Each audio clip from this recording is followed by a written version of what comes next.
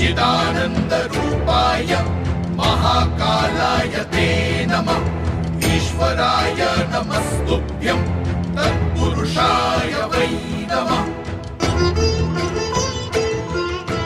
सद्योजात नमस्तुभ्यं शुक्लवर्ण नमो नमः। वधा कालाग्निरुद्राय रुद्ररूपाय वै नमः।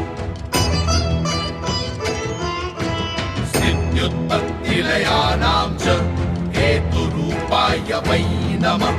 परमेश्वर रूपस्त्वं नील एवं नमोऽस्तु ते।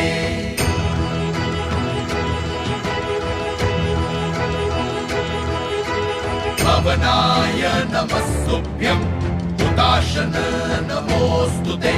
सोमरूप नमस्तुभ्यं सूर्यरूप नमोऽस्तु ते।